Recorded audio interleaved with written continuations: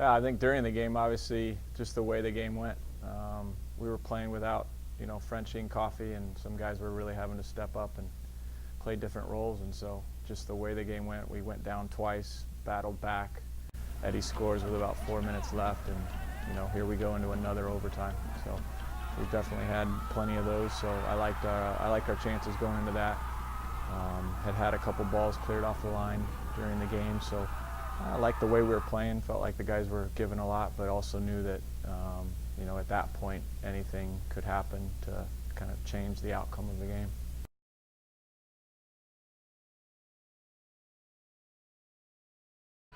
Shooting next for the Bison, number 20, Victor Costa.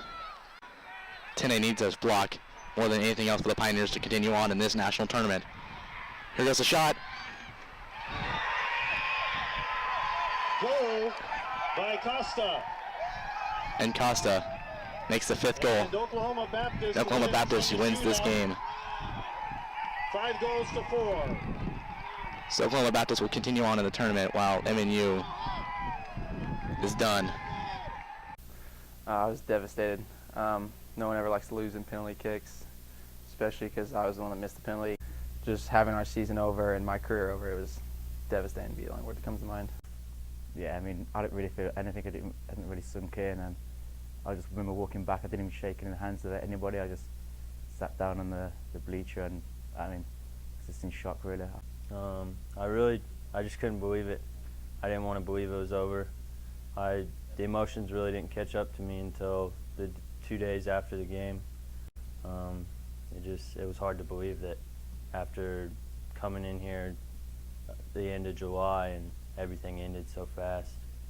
It was heartbreaking because you go from hoping that we go to further in nationals and make a good run at the championship, and lose it on a penalty shootout. It's never a good way to lose.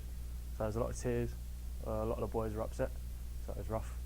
The fact that the potential we had this year, it was just obviously it's a bad way to go out, and I couldn't really believe it that it was just over so quickly. So I mean, yeah, it was just a huge loss. So yeah.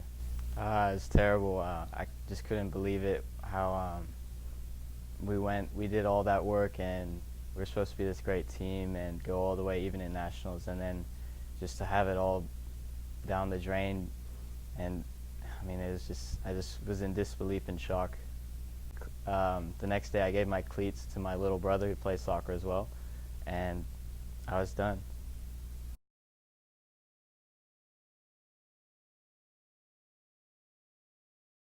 I was actually in a movie with my mom, and I read the athletic director's tweet about it, and I called Gal right away, and he said, "Where are you?" And I said, "I'm in a movie." He goes, "Well, you might want to get in a car and drive back." And so I yelled at my mom in the middle of the movie, and we both walked out yelling. I was actually packing up my car to go see my parents for Thanksgiving, and I get a call from Wardlaw, and he asked me if I'm sitting down, and I'm thinking, oh my goodness, like something happened to one of the guys, like all kinds of things were going through my mind, and so he just said, hey, you're not going to be able to go home. You're going to have to disappoint your parents because we're going to nationals. And pretty sure I screamed like a little girl a few times. And honestly, I was just coming out of a sunbed machine, so that's where I was. I got a phone call, and I was just like shouting in there. I ran straight out. I was with a teammate, Chris. Actually, he was in the sunbed as well. And then yeah, we came out, and we just couldn't believe it. It was like hugging, kissing. Yep. It was just unbelievable. I mean, I didn't even want to believe that when I heard it. And then to know that we had another chance, even the day after going and touching the ball, it was still unbelievable that we were going to have another chance. There I was 3 days thinking I was done with soccer for good. And I was actually in bed, and Luke called me, and I woke up to his call. I thought some of the guys were playing a prank on me, and I was just telling him to stop playing around, and then finally he persuaded me that it was true. And I was obviously I was really happy. I was overwhelmed and overjoyed. Yeah, as soon as I found out, I gave him a call and told him I need my cleats back.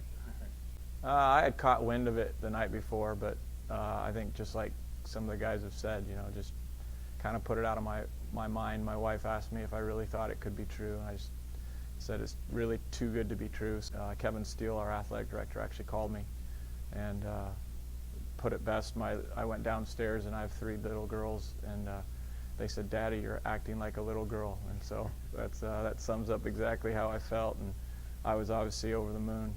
From going, my career's over, playing this game that I've loved is over, to having a second chance, it's been amazing, and I kind of just feel rejuvenated, and I'm ready to take advantage of that chance.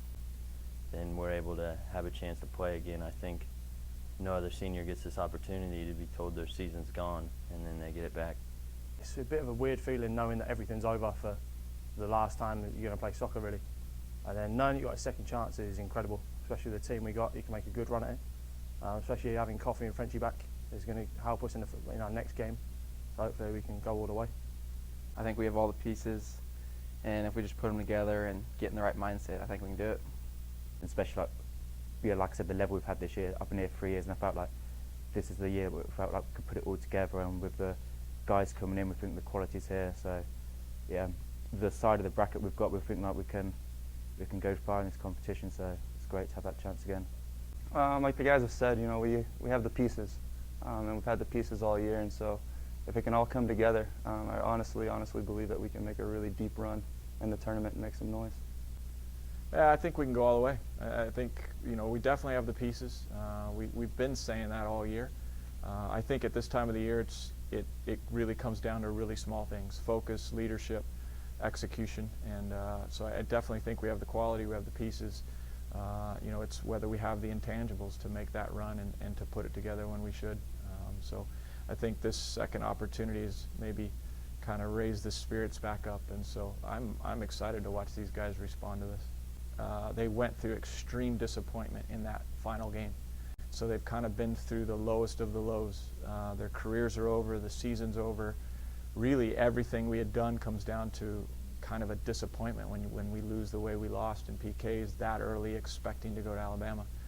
And so by going through that and then in a sense being able to come out the other end, I hope that it's given a perspective of how valuable this experience is, and that, you know, every single one of our guys will go down there and just absolutely lay it all on the line and look back and know that they gave absolutely everything. So I think maybe the perspective of what they've been through is something that could really, really help us.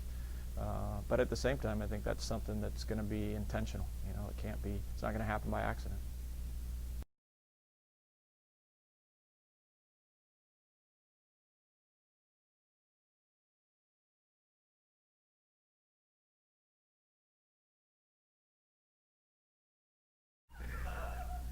You guys got me laughing.